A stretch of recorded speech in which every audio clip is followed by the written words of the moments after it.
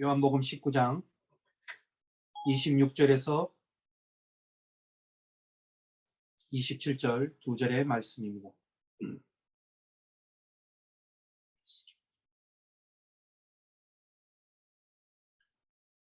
제가 가진 신약성경으로는 신약성경 182면에 있습니다.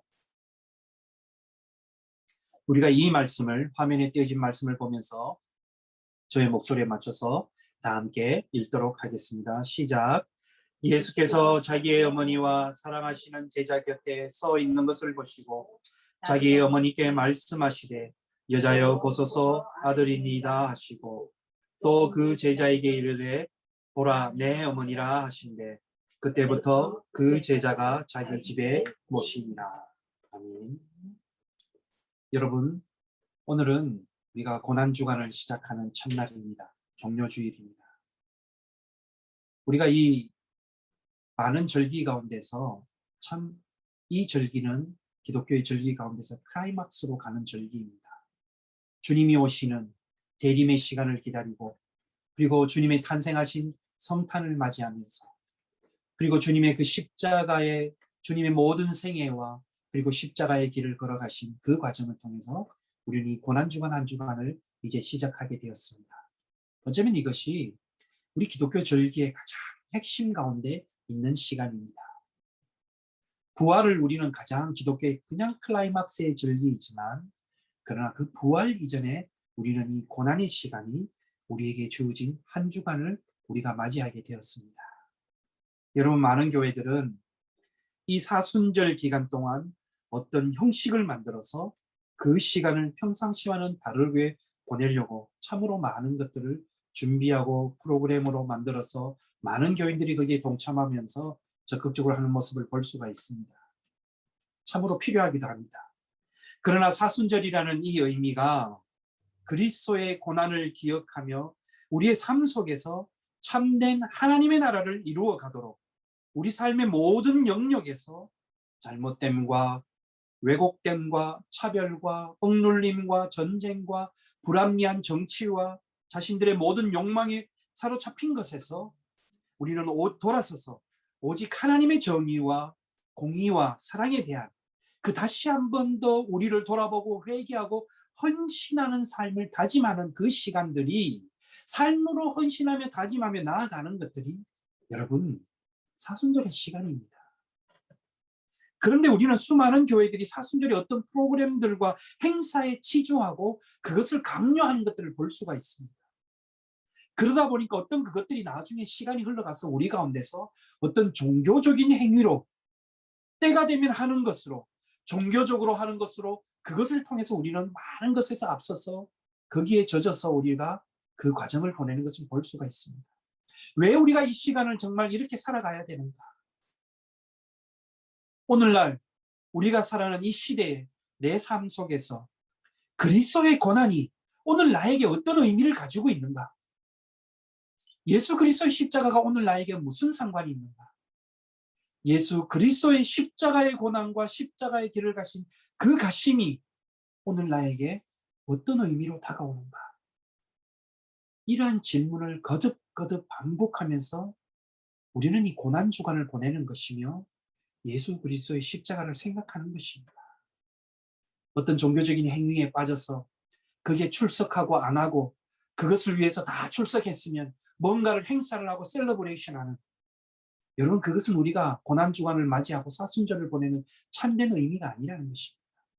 어느 순간인가 모르게 한국 교회는 이런 종교적인 행위에 치중하다 보니까 어떻게 되어 시간이 가면 갈수록 우리는 더욱더 문자화 되어가고 화석화 되어가고 굳어져 가고 율법화 되어가는 어떤 교회의 종교적인 모습들을 우리는 볼 수가 있습니다. 여러분 우리는 여기에서 벗어나야 합니다. 우리는 여기에서 벗어나야 되고 오직 예수 그리스도의 십자가가 오늘 나에게 우리에게 이렇게 극심한 인종적인 차별과 테러와 분열과 팬데믹 형상으로 질병으로 수많은 생명이 아직까지도 안타깝게 생명을 잃어가고 있는 오늘 이 시대적인 상황 속에서 이 역사 속에서 예수 그리스도 그 십자가에 달리신 주님은 오늘 우리에게 누구신가? 오늘 우리에게 어떤 의미인가? 라는 것입니다. 이 미국을 보았을 때 무참하게 총 앞에, 무기 앞에 이 총기 사고로 인하여서 한 해 많은 사람들이 죽어가고 있습니다.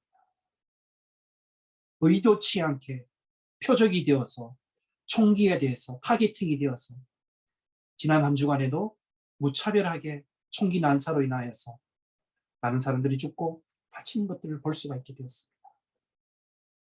고난 주간을 보내면서 우리가 살아가는 이 미국 땅의 현실을 우리는 십자가 앞에서 안타깝게 여겨야 되고, 주 예수 그리스도의 십자가의 달리심이 오늘 우리에게 무마막지하게 총기 앞에, 인종차별 앞에, 인간의 욕망 앞에 무너져가는 이 미국 땅에서 예수 그리스도의 십자가를 들고 살아간다는 것이 어떤 의미가 있는지, 오늘 우리에게 그 십자가의 고난의 의미가 무엇인지 우리는 생각되어져야 합니다. 묵상해야 합니다. 바로 이것이 고난주간을 맞이하고 사순절을 보내고 그 주님의 십자가의 달리심을 향해서 나도 한 걸음 한 걸음 따라가는 제자 공동체의 모습이요, 제자의 모습이라는 것입니다. 그런 의미에서 우리는 어떤 위선적인 종교적인 만남의 행위에서 그것을 우리는 힘으로 운영되는 거기에 우리는 빠져서 나아가는 것이 아니라, 오히려 그것을 선포하는 것에 우리는 반항하고 저항하여서 십자가의 길을 가신 주님을 우리는 높이 세워들고 우리는 거기 묵묵히 우리는 그 길을 가야 하는 것입니다. 예수님의 십자가에서 마지막 운명하실 때 마태복음, 마가복음, 누가복음, 공관복음에서는 그 마지막을 지켜본 사람들을 다 남자들로 이야기되어 있습니다. 야고보와, 그리고 여성으로서는 예수님의 어머니 마리아와 살로메, 막달라 마리아, 그리고 이들이 다 전부였다라고 고백하고 있습니다. 나머지 제자들은 주님의 십자가 앞에서 모두 도망갔기 때문에 그 야고보를 제외하고는 한 명도 남지 않았다라고 이야기하고 있습니다. 아무도 남지 않았다고 이야기합니다. 어쩌면 여성에 의해서 주님은 그 마지막에, 오늘 우리 읽은 본문 말씀이 마지막 유언과도 같은 것입니다. 맞이하게 하시고 그들은 떠나고 그 자리를 지키지 않았다는 것입니다. 그래서 어쩌면 여성의 신앙은, 즉 어머니 같은 신앙이 위대한 것이고 이 역사를 만들어가는 것이라고 하겠습니다.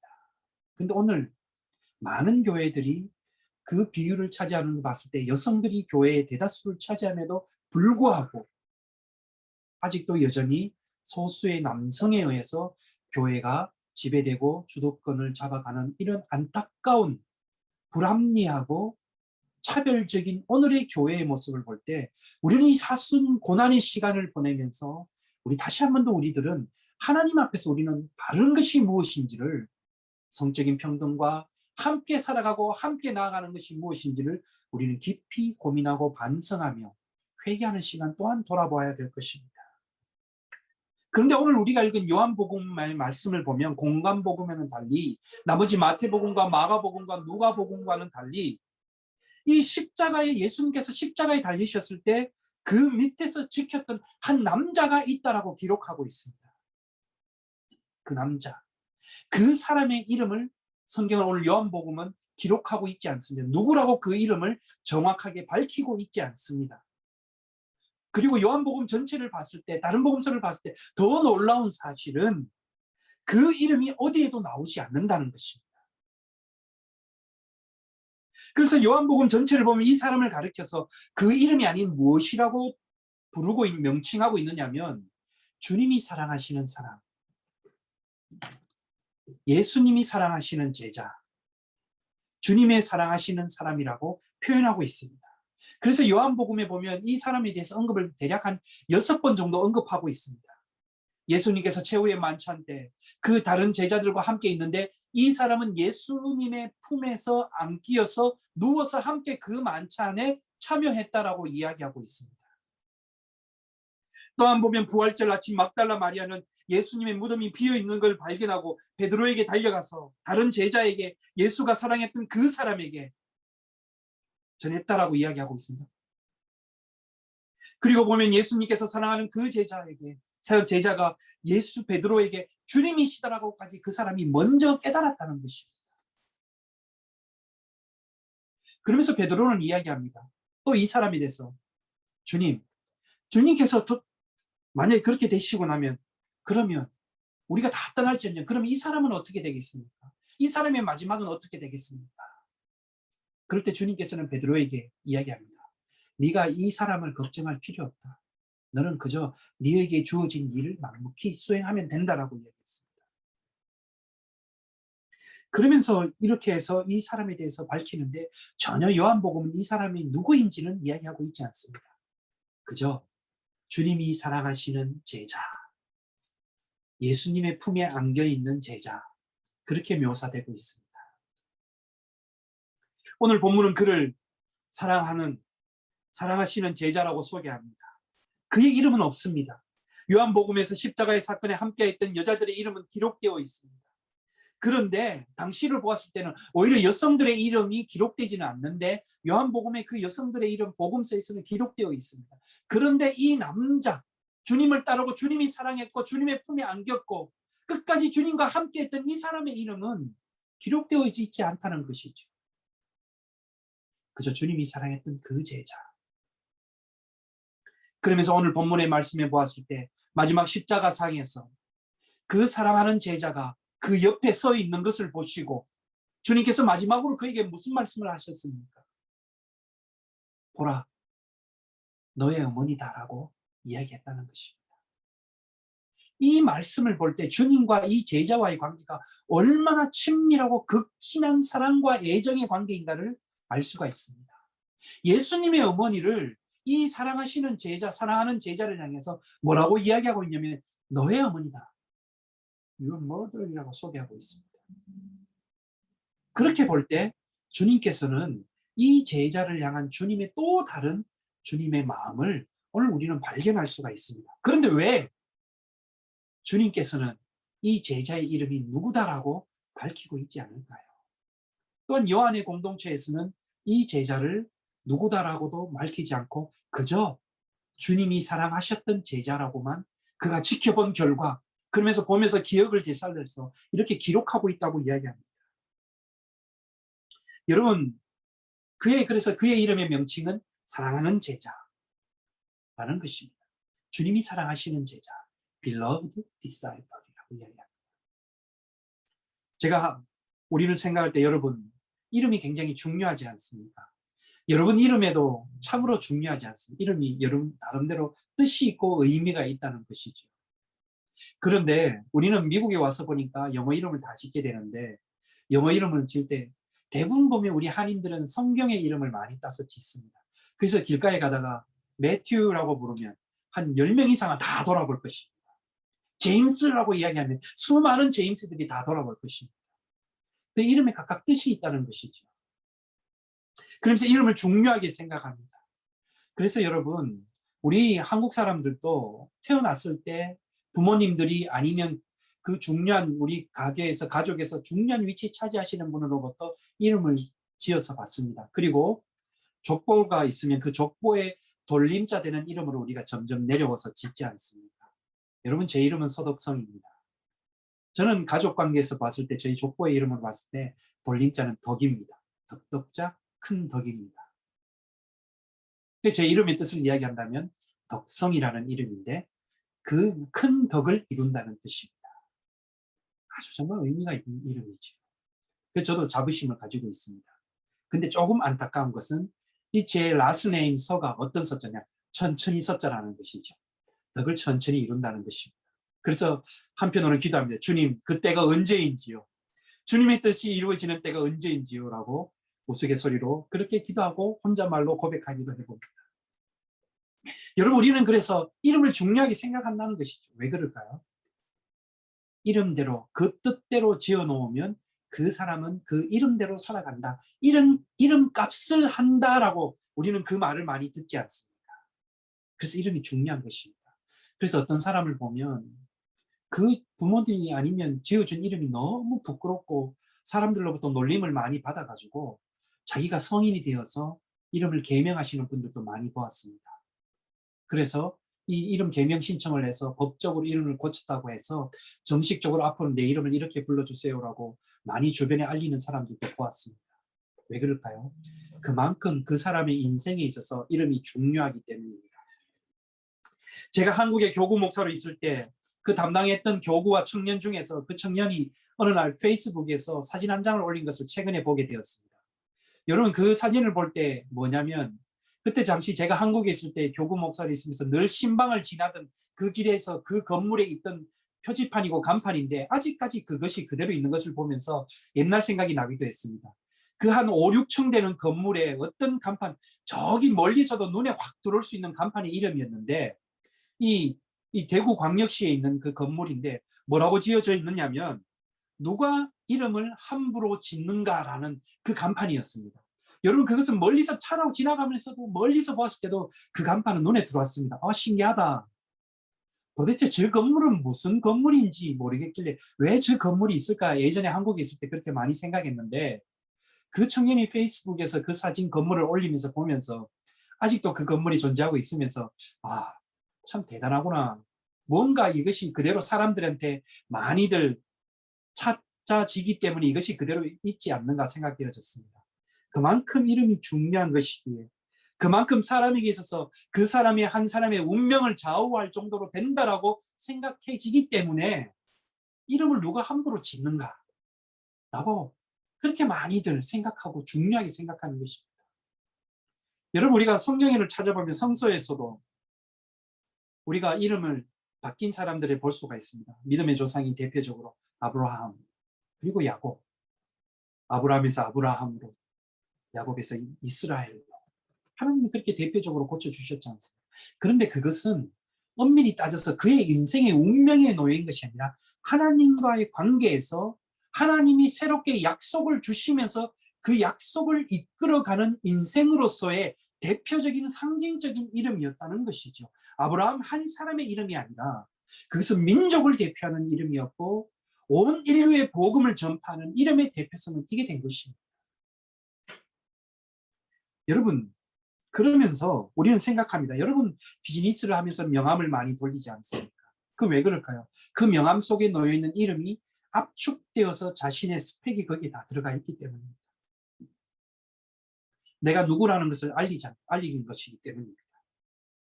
그래서 여러분, 그 이름이 없을 때는 우리가 실패한 인생이라고까지 생각하는 것이죠. 그러면서 이름이 없다는 것, 아, 내가 어느 교회 목사고, 아니면 어느 교회 장로고, 내가 어느 교회 권사고, 그러면서 그걸 이야기하는, 자랑하는 것이죠. 그 속에 왜 그런 의미가 담겨 있을까요? 그것이 때로는 힘이 되고 권력이 되고 계급과 계층이 되기 때문입니다. 여러분, 우리가 하나님께서 주어주신 이 직분은 섬기는 직분이고 희생하는 직분이고 라고 그렇게 생각했을 때는 내가 누구다, 내가 어느 교회에 무엇을 맡았다, 내가 이 교회에 어떤 위치에 있다, 여러분, 우리는 이것을 자랑할 수가 없는 것입니다. 나에게 직분이 주어지면 주어질수록 우리는 사라지는 것입니다. 보이지 않는 것입니다. 직분은 계급이 아닙니다. 사람들에게 힘을 과시하는 것이 아닙니다. 그런데 오늘 우리가 살아가는 한국교회 모든 교회도 왜 그럴까요? 장로가 되기 위해서 목숨을 겁니다. 권사가 되기 위해서 목숨을 겁니다. 또 어떤 교회들은 장로와 권사가 되기 위해서 금전적인 것을 요구하기도 합니다. 이런 안타까운 소식도 들었습니다. 장로가 되기 위해서 교회에 돈을 얼만큼 기부해야 된다, 헌금해야 된다는 것도 있습니다. 여러분, 이거는 하나님의 교회가 아니라 장사꾼의 소굴이지 어찌 이걸 교회라고 이야기할 수가 있겠습니까? 내가 직분을 받는다는 것은 이름이 없어지는 것입니다. 내가 직분을 받는다는 것은 희생하고 봉사하고 사람들 앞에 드러나지 않는 것입니다. 세상은 내 이름을 드러내기를 원하고 세상은 나의 이름이 무엇인지를 알기를 원하지만 오늘 우리는 주님 앞에 서면 설수록 우리는 우리의 가치와 존재가 예수 그리스도의 권능과 사랑 안에서 그 안에서 사라진다는 것입니다. 이것은 내가 아무것도 아니고 포기하라는 뜻이 아니라는 것이죠. 오늘 베드로처럼 큰 사명을 감당하는 교회 지도자들도 제자들도 있지만, 그러나 오늘 우리가 본문에 나오는 어떠한 사람, 그 사람의 이름은 이 역사 속에서 누구라고 밝혀지지는 않았지만 성서학자들은 누구누구일 것이다라고 많이 추측하지만 그러나 여전히 성서가 증언하고 있기는 주님이 사랑하시는 제자라고만 표현되고 있습니다. 이름 없음의 사람입니다. 누구라고 없습니다. 그는 그저 주님의 품에 있었고 그저 늘 주님 곁에서 떠나지 않았던 사람입니다. 다른 제자들은 사명을 받고 어디든 가고 할 때 늘 주님께서는 이 사람을 그의 품에 챙기셨습니다. 왜 그랬을까? 돌아보았을 때 제가 개인적으로 생각하는 것은 두 가지일 수 있습니다. 다른 많은 제자들은 그만큼 역량을 감당할 만큼 그 사명을 감당할 만큼의 힘이 있었지만 또 한편으로는 이 제자는 그 감당할 만큼의 힘이 부족했을 수 있었다. 그래서 늘 옆에서 어린아이처럼 세워주고 케어해주면 혼자 세워질 힘이 없을 수도 있었다. 그리고 나름대로 주님 옆에서 해야 될 일이 있는 제자였다라고 생각해 볼 수도 있습니다. 그렇지만 그는 이름이 없습니다. 그저 사랑하는 제자로 존재했을 뿐입니다. 그 이름 없는 그것이 그 사람의 정체성입니다. 이름 없는 그 제자의 정체성은 무엇일까요? 바로 주님이 사랑하시는 제자였습니다. 다른 말로 표현하면 주님의 사랑을 받는 제자였습니다. 또 다른 말로 표현하면 그가 주님을 사랑한 사람이었습니다. 늘 주님을 사랑했기 때문에 주님 품 안에 그가 있었다는 것이죠. 여러분, 우리가 자녀를 키우다 보면 어떤 자녀는 늘 부모 품 안에서 막 맴도는 자녀도 있고 어떤 자녀는 딱 자기의 것이 뚜렷하고 주관해서 딱 거리를 두고 자기 것을 하면서 관계를 가지는 그런 자녀들도 있지 않습니까? 다르다는 것이죠. 그런데 유별나게 이 제자는 그 주님 품 안에서 주님의 사랑하시는 제자였고 또한 주님의 사랑을 받는 자였고 주님을 사랑하는 자였다는 것입니다. 그런데 그 사람 이름은 뭐냐? 정체성이 뭐냐? 주님이 사랑하시는 제자, 그것이 그 사람의 정체성이었습니다.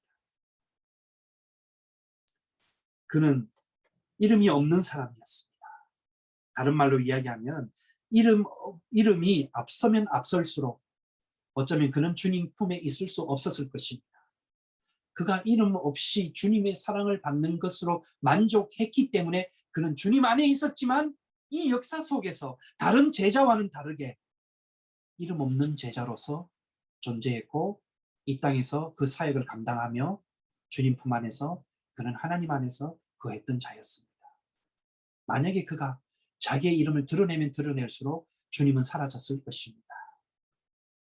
사도 바울은 이렇게 고백합니다. 고린도전서 15장 31절에서 십자가 앞에서 나는 날마다 죽노라 라고 고백합니다.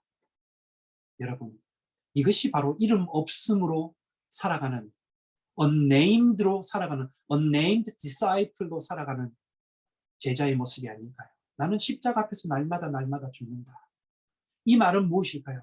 나의 자아와 나의 욕심과 나의 욕망과 나의 의와 나의 행함과 나의 봉사와 나의 일함과 나의 목소리를 십자가 앞에서 나는 다 날마다 죽는다 하고 십자가 앞에서 그것은 아무것도 아닙니다. 나는 아무것도 없습니다. 나는 없습니다. 나는 존재하지 않습니다. 오직 예수 그리스도 외에는 나에게는 아무것도 아닙니다.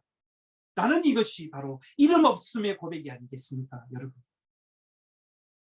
그러므로 우리는 그러한 동일한 고백을 해야 합니다.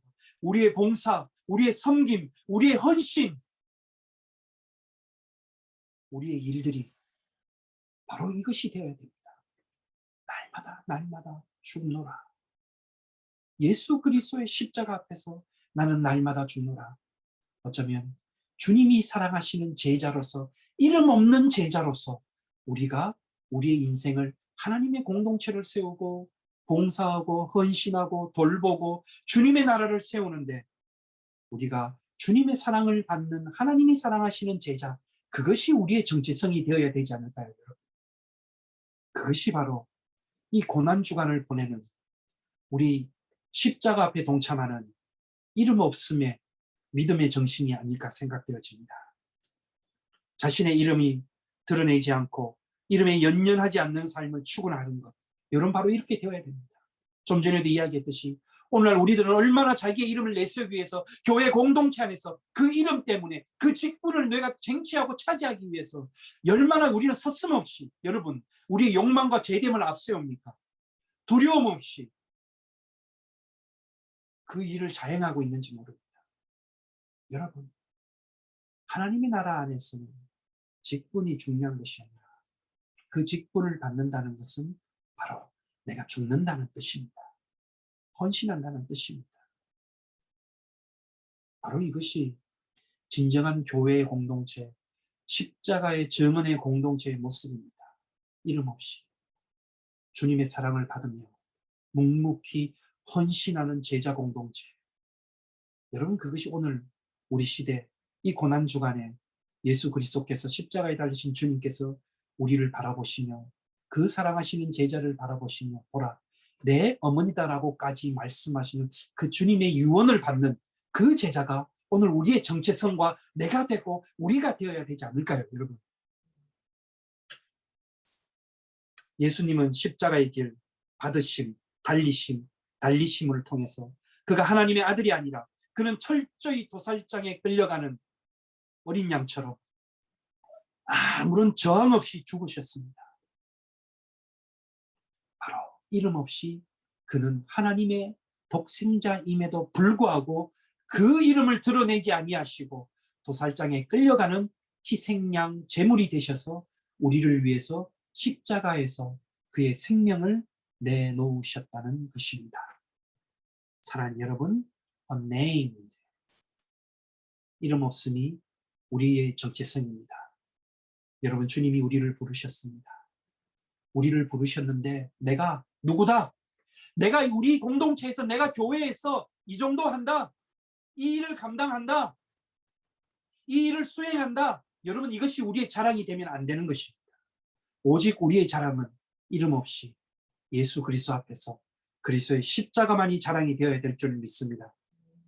우리가 하나님의 뜻을 따라가는 인생 여정이라면 이 길을 가면 갈수록 우리의 이름이 아닌 예수의 이름만이 우리 가슴 속에 인생의 걸어온 길 위에 예수의 이름만이 드러날 줄을 믿습니다.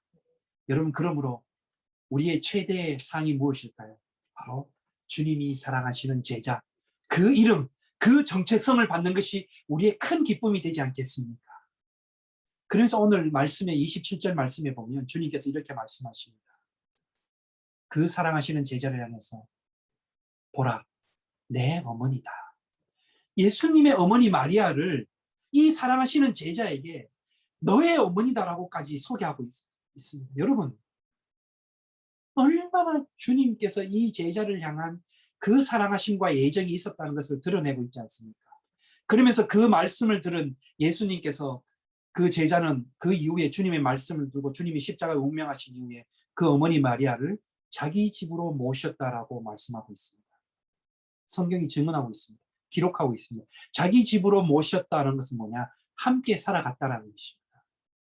이 이름 없는 주님이 사랑하시고 사랑을 받은 제자는 그러니까 예수님의 어머니를 자신의 어머니처럼 여기고 주님의 마지막 유언과도 같은 내 어머니라는 그 말씀을 가지고 예수님의 어머니를 자신의 어머니로 동일하게 여기면서 자신의 집에서 함께 부양하며 모시며 살았다는 것입니다. 여러분, 이 얼마나 위대한 일을 감당한 제자였습니까? 바로 우리가 주님 안에서 공동체에서 우리가 만났다면 바로 한 가족이라는 것입니다. 예수님이 내 어머니가 너의 어머니라고 소개한 것처럼 우리는 한 주님의 몸된 교회 공동체에서 우리가 만난 것은 바로 가족입니다. 핏줄을 나누지 않았지만 예수 그리스도의 십자가 아래에서 우리는 주님의 생명을 품은 바로 주님이 사랑하시는 beloved families라는 것입니다. 주님이 사랑하시는 가족이라는 것입니다. 사랑하는 여러분, 우리가 이 고난 주간을 맞이하면서 우리는 이름 없이 주님이 사랑하시는 가족이 되기를 힘써야 될 줄을 믿습니다. 때로는 우리의 이름이 드러내려고 하는 유혹이 있을 때마다 바울의 고백처럼 날마다 십자가에 죽는다라는 그 고백으로 우리가 정말 십자가에 달리신 예수 그리스도 앞에서 이 고난 주간에 우리 깊이 생각할 때 하나님, 나의 이름이 아니라, 나의 힘이 아니라, 헌신과 봉사가 아니라 오직 이름 없이 주님의 사랑을 받는 그것만으로도 감사하며 우리를 한 가족으로 만들어주신 그 주님의 사랑을 손에 손잡고 우리가 하나님의 몸된 교회와 공동체와 나라를 이루어가는데 헌신하는 unnamed 헌신자가 될 수 있도록, 이름 없는 패밀리가 될 수 있도록, 우리가 그곳에 세워질 수 있도록, 십자가 앞에서 우리가 그 증언자들이 될 수 있도록 주여 이 고난의 주간을 맞이하며 살아갈 수 있도록 인도하여 주시옵소서라고 고백하며 살아가시는 여러분 되시기를 주님의 이름으로 간절히 축원합니다. 기도하겠습니다. 하나님, 오늘 주님이 사랑하시는 이름 없는 그 제자가 오늘 주님의 어머니를 모시고 한평생을 살아가고 주님의 뜻을 받들고 순종하였던 것처럼 비록 자신의 이름이 드러나지 않았지만 이름 없음에도 불구하고 이름 없이 주님의 사랑을 받는 제자로서 끝까지 십자가에 순종하며 나아가는 그 믿음의 정신을 우리가 담고 품어서 이 고난 주간을 보내며 살아갈 수 있도록 역사하여 주시옵소서. 우리를 구원하신 예수님의 이름으로 기도드리옵나이다. 아멘.